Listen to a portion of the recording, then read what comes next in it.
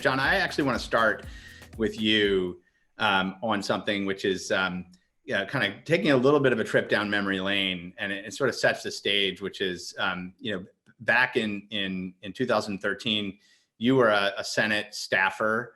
You were working on the policymaking side of the House, and I think you played a really critical role, actually, in galvanizing the Senate to really convene for the first time publicly on virtual currency issues. The framing of the issues back then, it was sort of on the back of FinCEN's guidance around, the financial crime risk and sort of guidance they had given, but there was a lot of activity around then. Tell us about that moment in time. What was going on in the Senate with policymakers and framing it, and then we'll fast forward in a little bit to kind of where we are today. But it was certainly a very different lens on it. Yeah, no, and again, Jeremy, thanks for having me on today. And I will get to you because you played a pretty pivotal role in that. But I worked for Chairman Tom Carper at the time. He was then chair of the Homeland Security Committee. I'd been familiar with Bitcoin for a while, but had not bought any, had not done anything with it. And it presented itself in the news in some way or another. I can't remember if it was a market crash or a market uptick, but it was clear that you had on one side of the spectrum Mark Andreessen saying this is going to be the next generation of the internet, and then on the other side saying it's only useful for crime. And so, how do we mitigate whatever risks are there, but also if it is this next generation technology, shouldn't the government be paying attention to it and talking about it and sort of working through whatever issues it presents? And I think you were one of the first people that I talked to, and you came in with John Betcha, who I don't know where the hell that guy is, but yeah, and you came in, and I got to say, you're probably the only person in crypto that looks better today than the day you started. But yeah, and you were like, here was a very successful business person, and you came in, and you're like, look, you're very humble. You're like, look, here's what I'm working on. Here's why I'm working on it. I think it's like incredibly important. And so that meant a lot.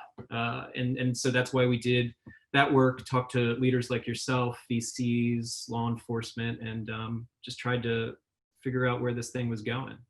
Yeah.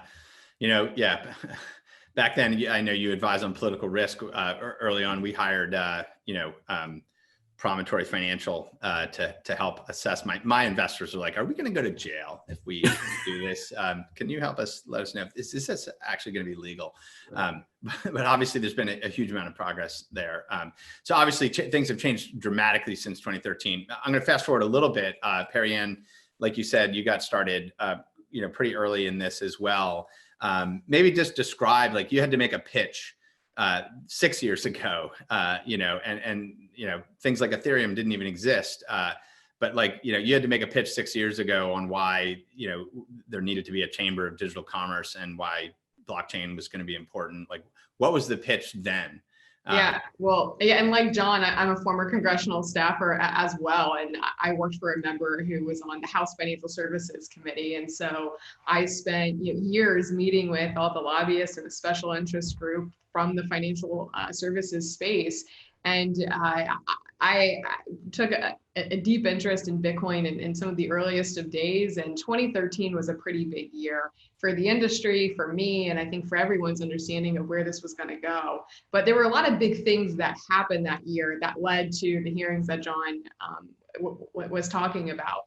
We had the takedown of Silk Road, this huge online market where they were selling, buying and selling illegal drugs with Bitcoin. You had the Mt. Gox collapse. At the time, it was the largest Bitcoin exchange in the world. Over 70% of Bitcoin purchases were going through Mt. Gox, and they lost close to $500 million in customer funds. I mean, these were huge black eyes for the industry that we're really still recovering from today. And policymakers were reading about this in the news and felt like they should be doing something.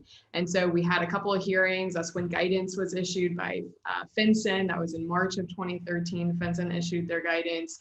There were multiple members of Congress that came out and said very negative things about the dangers of this technology. Joe Manchin called for a straight up ban on cryptocurrencies and Bitcoin. And so, and if you read beyond the headlines, the idea that there's inherent security risk with Bitcoin is wrong, but that was a lot of people's understanding. The idea that Bitcoin's only used to purchase illicit drugs. Yeah. Obviously that that was the perception, but was not the reality. And I felt strongly that this industry needed to have professional resources in Washington, D.C. to work with policymakers, to work with people like myself and John, who advised members of Congress on these types of topics, and make sure that they have the opportunity to truly learn and understand this technology. Most of the conversations back then were out of fear of the unknown. They weren't coming from a position of knowledge or understanding. They were coming from a position of fear and anxiety. Yeah, And a lot of negative news and damage control and negative news.